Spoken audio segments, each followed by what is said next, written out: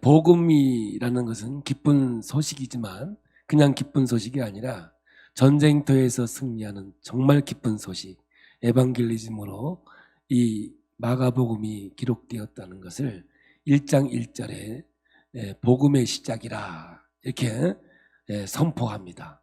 그러나 앞에 하나님의 아들 예수 그리스도, 이 두 가지의 이름으로 승리했다는 거죠. 예수 그리스도가 하나님의 아들이고 기름 부음 받은 하나님의 종으로서 승리의 왕으로 이 땅에 오신 예수의 이야기라고 1장 1절에 말씀하고 있습니다. 그래서 이 마가복음에 예수님의 초상화는 승리자 되신 예수, 그런 관점으로 예수의 얼굴을 그렸다라고 볼 수 있습니다. 좀 지적인 것을 읽은다면 마태복음은 계보라, 그래서 왕의 계보의 이야기를 기록한 말씀이라는 것이고, 누가복음은 그 시대에 많은 하나님의 말씀이 문서로 기록되어 있지만 그 중에 정말로 진리만을 구별해서 보고서 형식으로 말씀을 기록한 성경임을 우리에게 데어빌로 각하여 하면서 복음을 이야기하고 있는 것을 보게 됩니다.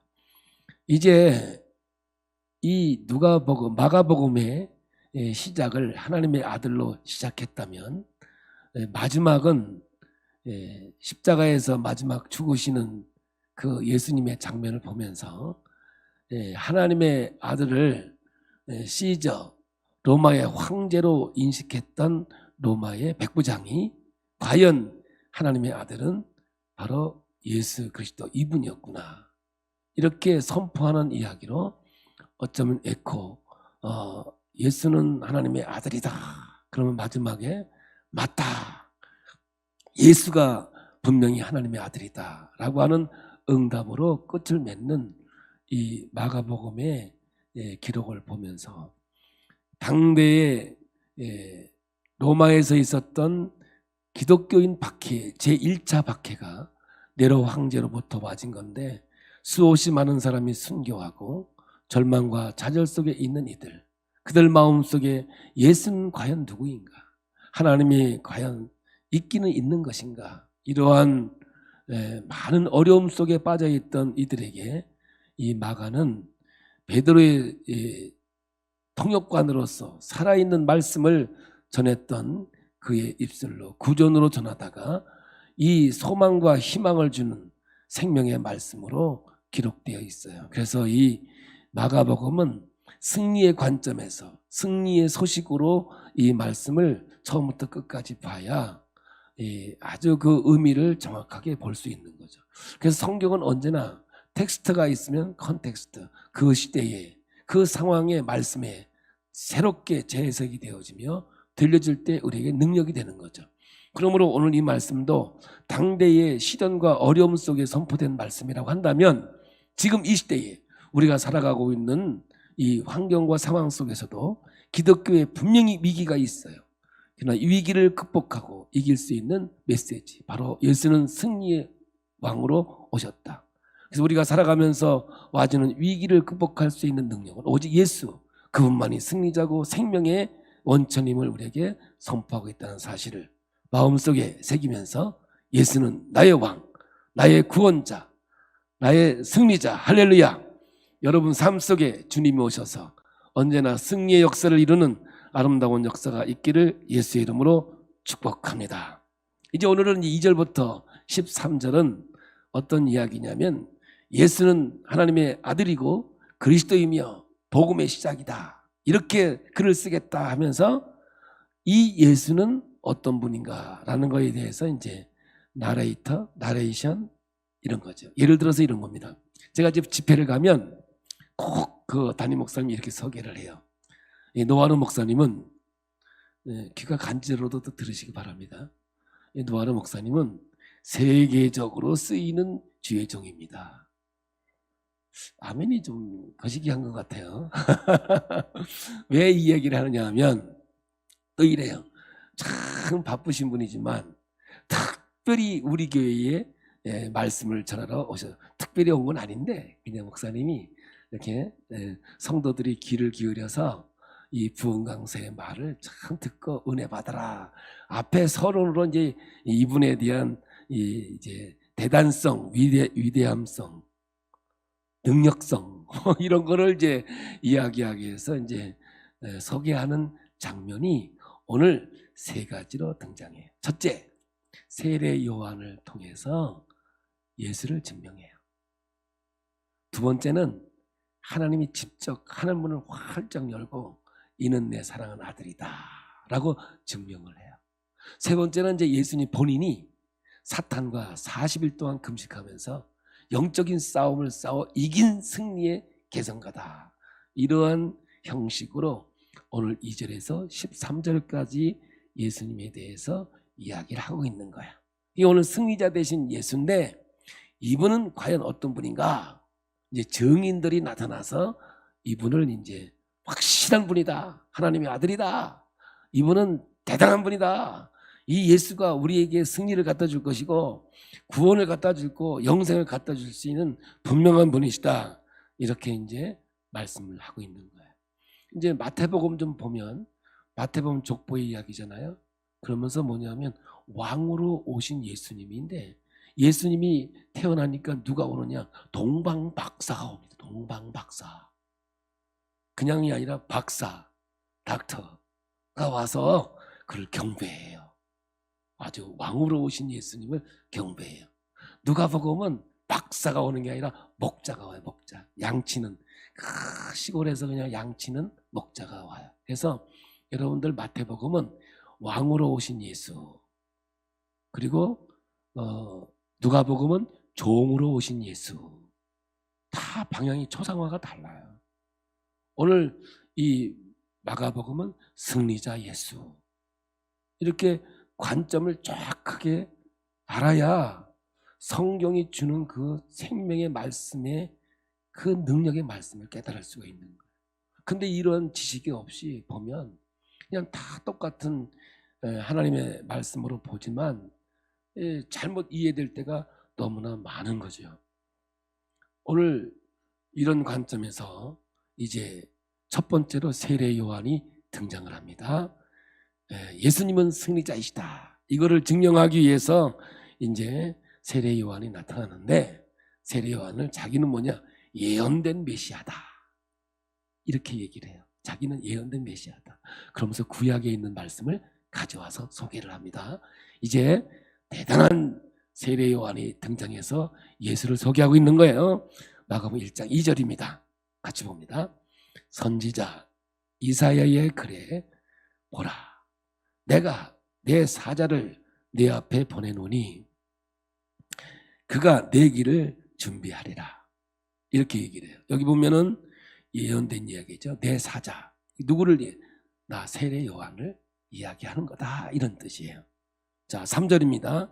광야에 외치는 자의 소리가 있어 이르되 너희는 주의 길을 준비하라.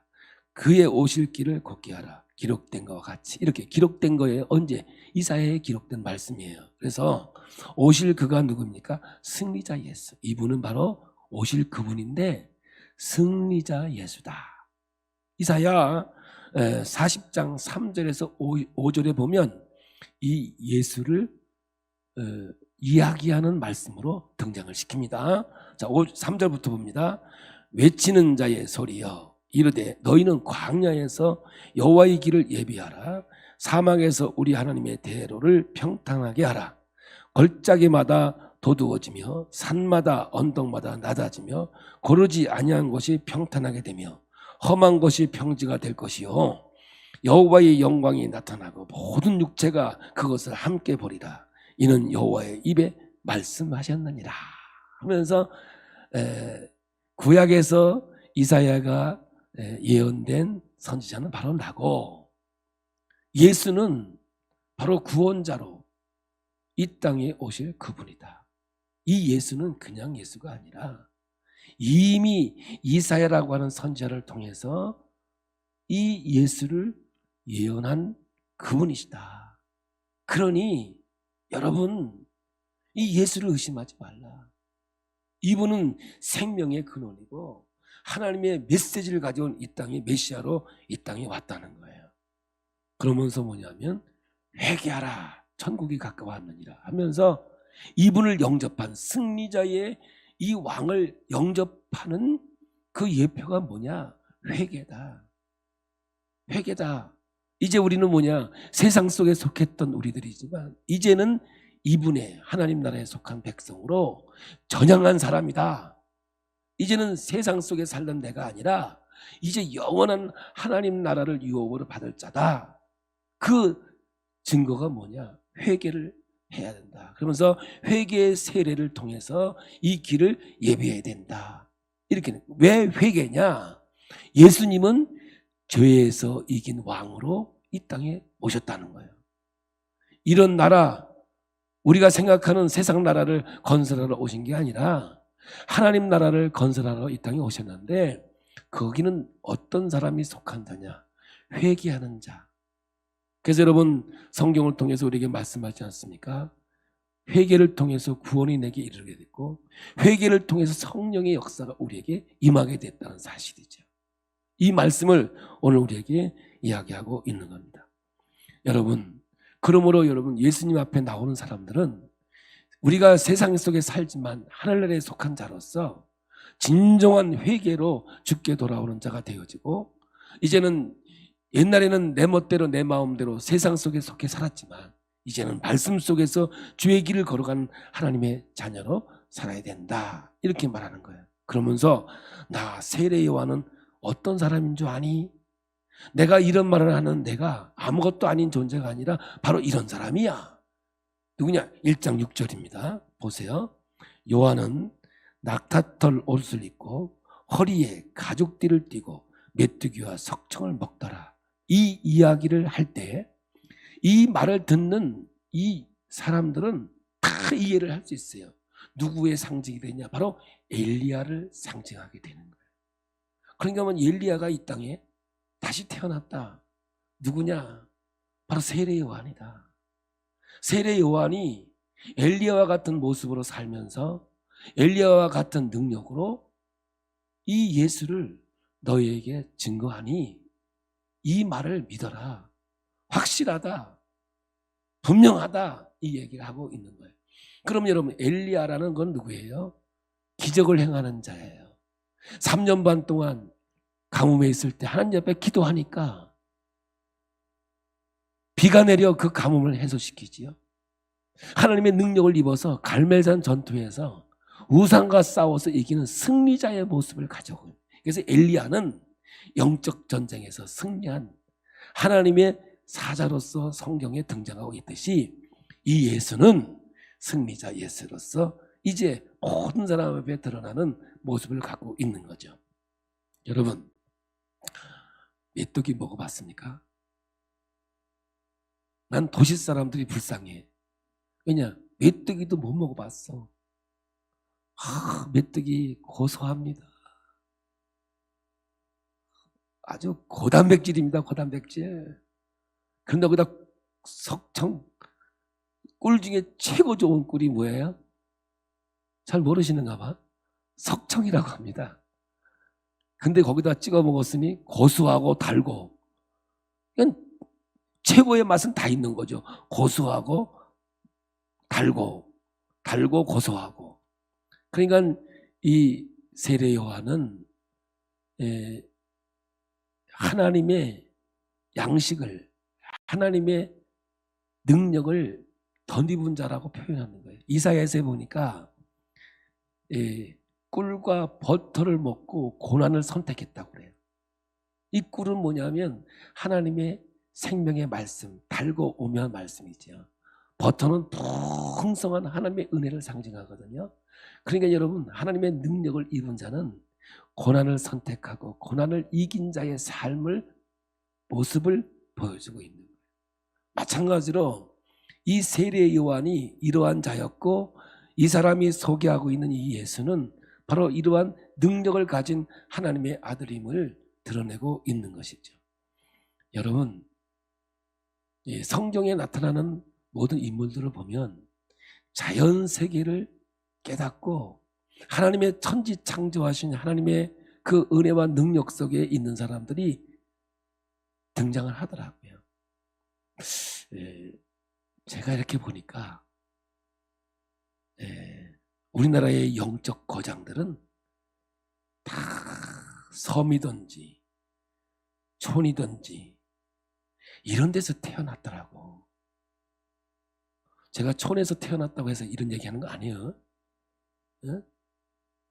왜 이런 얘기를 하냐면은 하나님의 창조하는 이 자연세계를 볼 수 있었다는 거예요.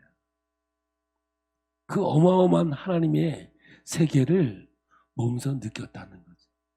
그런데 그거를 경험하지 못한 사람은요, 오로지 이데올로기, 그 정신세계가 아닌 이러한 하나님의 원치 않는 세계 속에서 살아갈 때가 얼마나 많은지 몰라요.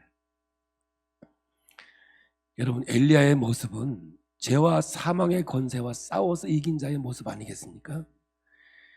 이러한 하나님의 야훼 신앙을 가졌던 갈멜산 전투했던 이 엘리야를 통해서 하나님의 승리의 놀라운 역사를 이 서론에서 우리에게 보여주고 있는 거예요.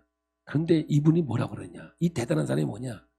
이분은 나보다 능력이 많은 분이라는 거예요. 누가? 예수가. 나는 그분의 신발끈을 매기도 풀기도 부족한 존재라는 거예요. 7절입니다. 마가복음 1장 7절 함께 봅니다. 8절까지.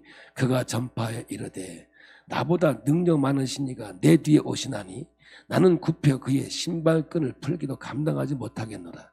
나는 너희에게 물로 세례를 베풀었거니와 그는 너희에게 성령으로 세례를 베푸시리라. 엘리야도 능력이 많은데 이보다 더 능력이 많은 예수님이라고 소개를 하고 있는 거죠. 예수의 능력은 어떤 능력이냐면은 죄를 사하시는 능력이죠. 나는 너희에게 물로 세례를 베풀었거니와. 난 겉밖에 씻을 수 없지만 그분은 너희에게 성령으로 세례를 베푸시리라. 내적 능력으로 내적 구원의 역사를 이루시는 전능자임을 분명하게 소개를 하고 있네요. 그래서 여러분, 이 마가복음은 능력복음이에요. 16장까지밖에 없지만 사복음서에서 기적을 제일 많이 기록하고 있는 것이 바로 이 마가복음. 왜? 승리자 예수로 이 땅에 오셨기 때문에 예수는 능력의 하나님이라는 것을 분명히 말씀하고 있는 거거든요. 그래서 성령으로 죄를 씻고 병이 낫고 마귀가 떠나고 죽음이 극복되어지는 치유의 역사를 이 마가복음에 많이 기록하고 있는 이유 중에 하나인 거죠. 유별나게 예수님의 이적의 역사를 많이 기록하고 있어요. 그래서 마태, 마가, 누가는 기적을 기록하는데요, 이 요한복음은 표적을 기록해요. 7가지의 표적을 기록하는데 여러분, 기적만 가지면 믿음이 안 돼요. 병 고쳤다, 역사가 나타났다, 그거로 끝나요. 그런데 뭐냐면 거기에 의미가 붙어야 돼요. 그래야 뭐가 되느냐? 표적이 되는 거예요. 표적이. 예를 들어서 병 고침을 받았다. 그러면 감사합니다. 이것만 있으면 안 돼. 이 병이 왜 왔는지, 이 병을 통해서 하나님 내게 무엇을 깨닫기를 원하는지, 여기까지 가야 믿음이 된다 이 말이지. 사랑하는 성도 여러분, 이 은사는요 믿음이 아니에요, 여러분들. 그래서 은사 쪽으로 가면 신앙이 무너질 수밖에 없어요. 은사가 귀한 것이죠. 분명히 하나님을 통해서 주시는 은사라고요. 그런데 병고침만 있는 게 아니라 그 병고침을 통해서 주시는 하나님의 메시지가 분명히 있어야 그게 믿음이 되고 능력이 된다는 사실이에요. 오늘 여러분을 여기까지 인도한 것도 단순하게 인도했다, 그게 아니라 왜 인도했을까? 무엇 때문에 인도했을까? 무엇을 이루기 위해서 하나님이 인도했을까? 이거예요. 예를 들어서 지나온 세월이 오늘 우리 내가 있게 만들었잖아요. 늘 얘기하지만 지나온 세월 동안 내가 이 땅에 살아오면서 와진 것이 원망과 불평만 있다면 그거는 믿음이 아니에요. 그래서 분명히 지난 세월 나에게 고통이 있고 아픔이 있고 괴로움이 있었지만 오늘 내가 있게 하신 하나님이 있기에 지나온 세월들이 나에게 간증이 되고 능력이 되는 거죠. 여러분, 지금 로마에 있는 그리스도인들이 이러한 지경에 있었다고요. 수없이 많은 사람들이 예수 믿는 것 때문에 죽어가고 있었고 핍박과 환난 속에 있었다고요. 거기에 이 의미가 붙어야 되는 거예요. 이 시련과 고난만 있는 것이 아니라 이걸 통해서 승리자 되신 예수께서 복음의 능력으로 세계 복음의 역사가 이루어질 것이라는 분명한 이 의미가 여기에 연결될 때 이 말씀은 생명이 있고 능력이 있는 하나님의 음성으로 들려지게 되는 거예요. 할렐루야. 저는 오늘 여러분에게 이 말씀을 전하면서 여러분이 이 땅에서 경험하는 모든 것들이에요. 코로나든 뭐든 지금 일하는 모든 것들이 하나님의 통제와 하나님의 섭리와 역사 속에 놓고 볼 때 이것은 그냥 지나가는 이야기가 아니라 나를 깨닫게 하고 바로 세우고 하나님의 은혜와 사랑 속에 거할 수 있는 능력의 말씀으로 능력의 삶으로 내게 다가온다는 사실을 잊지 말길 바랍니다. 그래서 여러분 마가복음을 고난의 복음, 순환의 복음이라고 이야기하기도 합니다만 저는 이 고난과 순환과 어려움이 바로 승리자 되신 예수 그리스도예요. 그러니까 이 고난을 통해서 반드시 승리의 역사를 가져왔다고 하는 이 예수 그리스도의 십자가의 도를 선포하는 말씀인 거죠.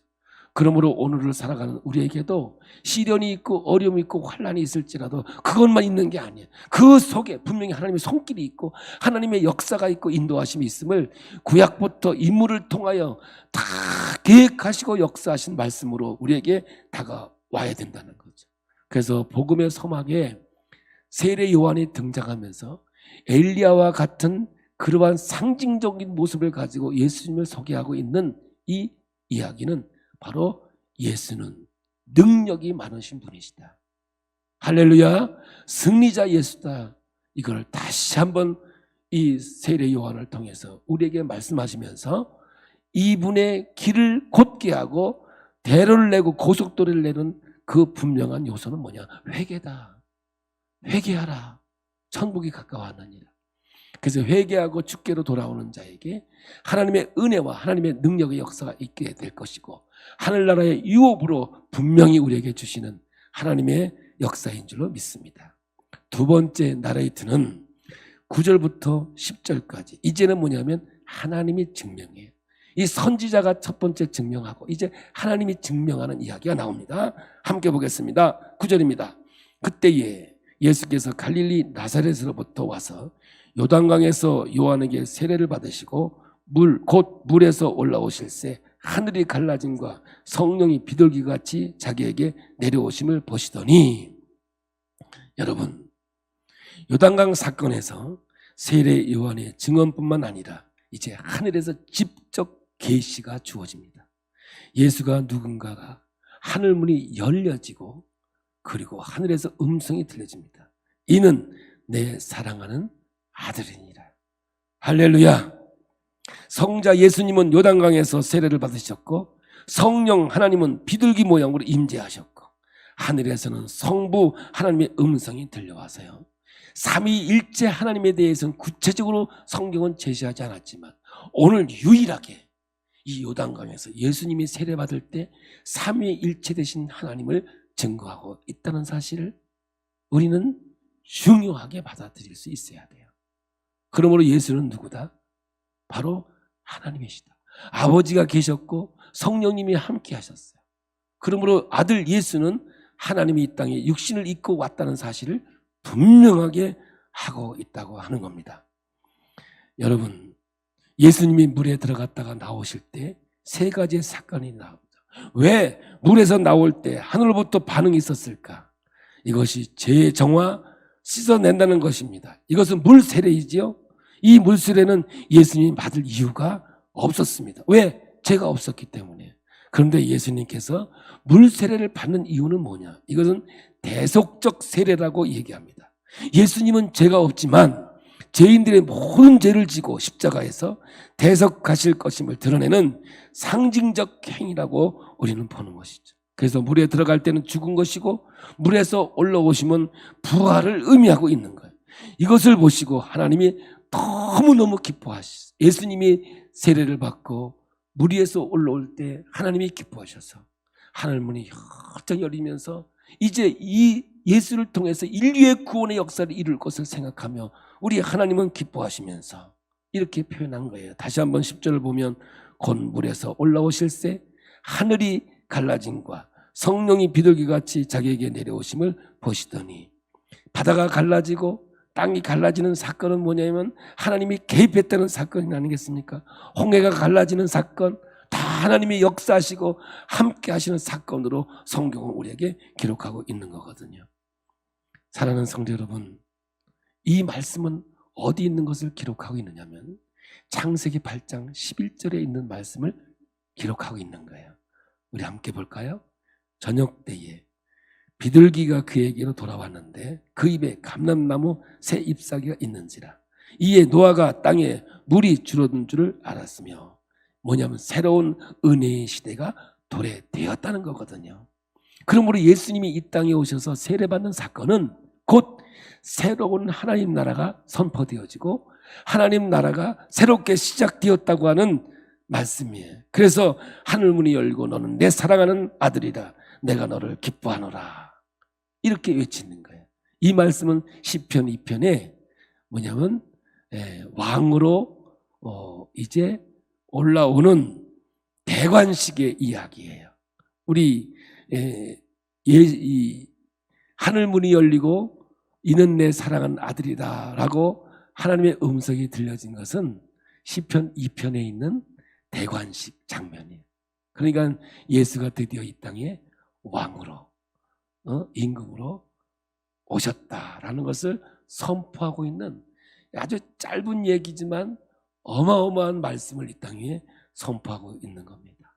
그러므로 첫 번째는 선지자 이 세례 요한을 통해서 예수는 하나님이시다.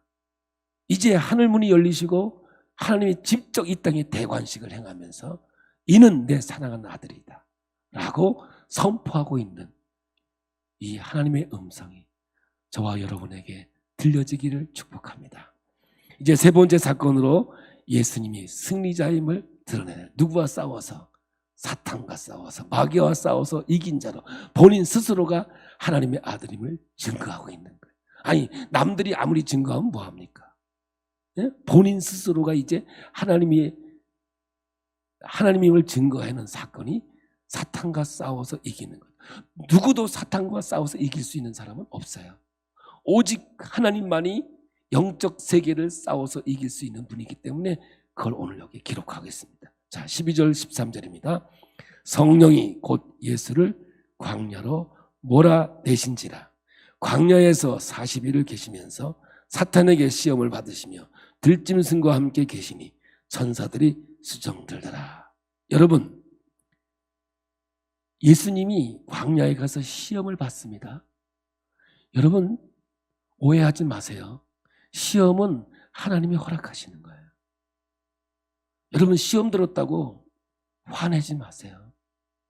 누가 나 시험 줬다고 저 인간 그러지 마세요. 시험은요, 하나님이 허락한 거예요. 왜 그런 줄 아세요? 그가 누구인가를 드러내는 거예요. 그래서 오늘 저와 여러분도 성령에 충만하면 시험이 와요. 지가 알아서 와요. 예를 들어 오늘 은혜를 받았어. 은혜를 받으면 오늘 누가 꼭 건드려. 그런데 은혜를 못 받으면 아무도 안 건드려. 오늘 한번 하루를 계산해 보세요. 오늘 누가 나 건드리나? 한번 보세요. 분명히 오늘 말씀에 은혜 받으면 건드립니다. 왜 건드리냐? 진짜 말씀을 듣고 은혜 받았나? 안 받았나? 항상 성경은 우리에게 이걸 보여줘요. 참 희한해요. 성령이 충만하면 하여간 아내가 건드리든 신랑이 건드리든지 애가 건드리든지 건드리긴 건드려. 그때 올게 왔구나. 이야, 이거 내가 은혜가 충만하구나. 그래야 그 시험을 이기는 거지. 또 건드린다. 내가 은혜 받고 좀 은혜롭게 살아라 했더니 그래 건드려? 그래 한번 건드려? 그래 한번 해봐라. 예라이. 어떤 분은 이런 간증을 하세요. 목사님, 제가 은혜 받고요, 진짜 내가 잘하려고 했거든요. 그랬더니 건드리네 이게. 그래서요, 목사님, 잠깐 동안 쉬겠어요. 내가 뻔때를 보여주고 다시 교회 나오고. 이런 사람, 이제 목회하다가 별걸 다 내가 경험했다니까. 뭘 뻔때를 보여줘, 뻔때를 보여주기는. 진짜 은혜 받았는지 성령 충만한지 지금 하나님께서 지금 계산하고 있는 건데. 그래서 여러분, 어떤 사람은 또 나한테 그래. 목사님, 나 시험 들었어요. 아주 자신이 넘쳐요.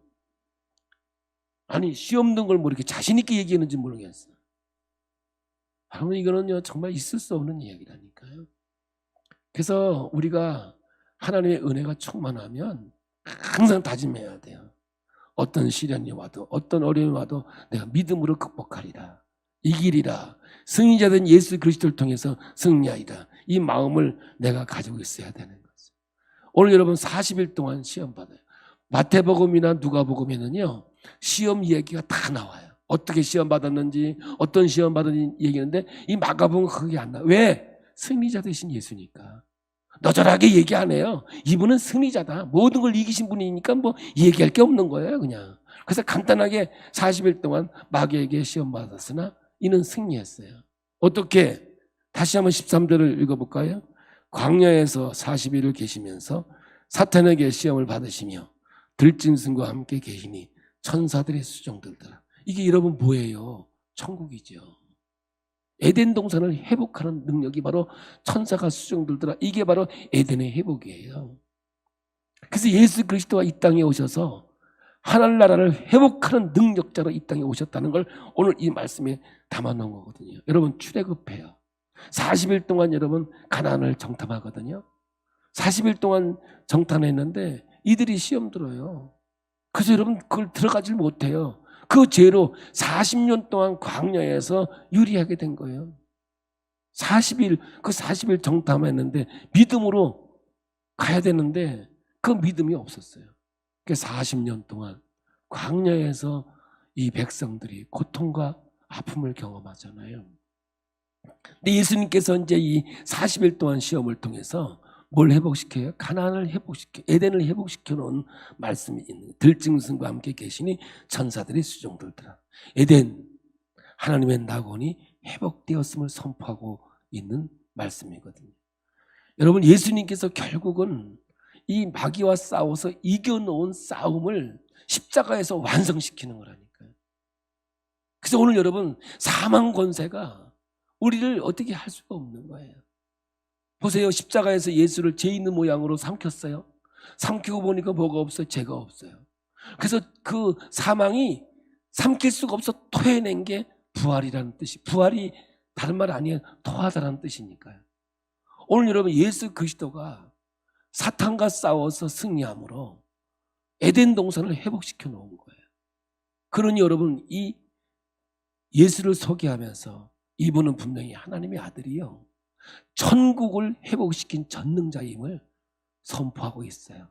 그리고 나서 드디어 세례 요한은 사라지게 되고 이제 예수님께서 갈릴리에서 복음의 역사, 공생의 역사가 시작되고 있는 장면을 성경에 14절 다음 주부터 기록하고 있는 거예요. 볼까요? 14절, 15절 시작.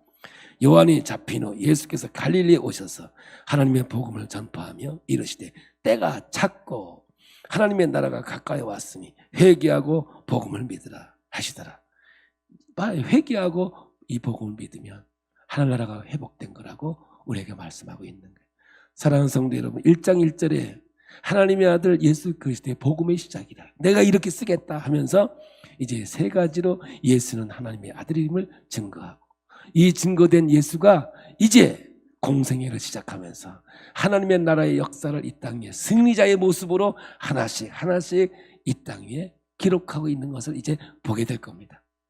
사랑하는 우리 기쁨의 교회 성도 여러분, 오늘 이 시대에도 여러분 위기의 때라고 분명히 믿습니다.